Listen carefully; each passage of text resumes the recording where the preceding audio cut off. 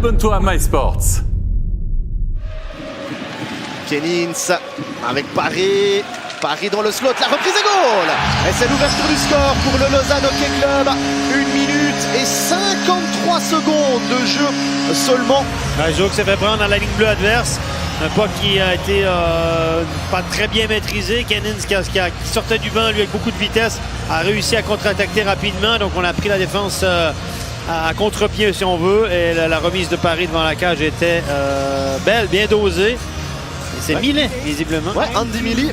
On revoit Kenins ici qui va servir Paris. Pour que c'est bien joué. Ouais, Millet qui arrivait de loin, lui, qui a passé à travers quelques joueurs jougois. Personne. Il s'est fait oublier un petit peu. Il a mis sa canne sur la glace au bon moment. Giannoni s'est fait battre entre les jambières. Regardez la petite passe ici de Paris, bien dosée. Et puis le jeu de Kenins, il laisse le puck et il continue sa course. Comme ça, le défenseur ne peut pas venir sur Paris. Très joli but là, marqué par le Lausanne Hockey. Parce qu'on sait que ces scènes-là sont décortiquées. Et c'est le deuxième.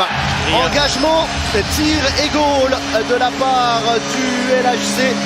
9 minutes et 10 secondes de jeu. 2-0. Et là, j'aimerais bien voir l'attitude de Giannoni quand même sur ce tir. Il l'a échappé. C'est un bon tir de Ria, c'est puissant, mais il l'a échappé. Et quand ça va bien, tout va bien. Mon cher Jérôme, ça va bien. Ce genre de puck-là finit au fond et directement à l'engagement. Donc on inverse. Lausanne inverse ses deux ailiers. Vous aviez l'ailier droit sur la bande, l'ailier gauche devant la cage. Ça permet justement, lorsque l'engagement est gagné clairement par Fuchs, comme ceci, d'avoir un tir du côté fort. Si c'est le gaucher, il a arrêté sur le revers. Donc il aurait donné le puck au défenseur.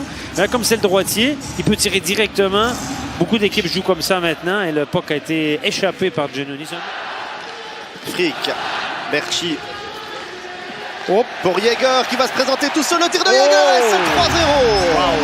Et bien finalement, Lausanne qui marque à 5 contre 4 sur une action qui n'est pas un vrai powerplay, on va dire. Non, c'est sur le rush, comme on l'a dit, on a profité d'un changement à 4 contre 5, relance rapide. Donc au lieu d'aller derrière la cage et se réinstaller, on s'est tourné et on a relancé tout de suite l'attaque. Et Zouk s'est fait prendre sur un changement à 4 contre 5. Regardez au banc en haut, il y a deux gars qui changent en même temps, ils sont en retard et le tir de Jäger est parfait entre les jambes. Tac! Et Giannoni qui a été surpris, il n'avait même pas eu le temps de descendre en papillon. 5e but de la saison pour Ken Jäger. Gros but. Et ça fait 3-0. Qui a été drafté par les Rangers de New York notamment. Tentative de Jäger et c'est le 4-0. Deuxième but de Jäger. 45 minutes et 57 secondes de jeu. Eh bien là, mon cher Jérôme, on parlait de le prochain but allait nous donner la tendance. Et là, voilà la tendance. C'est 4-0 Lausanne. Et c'est pas volé. Non, c'est pas volé. Doublé pour Ken Jäger. Par contre, ça reste... Alors, on pourra discuter de cette pénalité-là à Kovar. On marque quand même 2 buts sur la supériorité numérique de 5 minutes.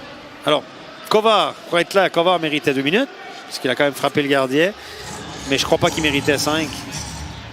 Ouais. Donc l'expulsion est sévère. Les arbitres ont été roulés dans la farine un peu, je pense, par Boltzhauser, qui a bien joué le coup.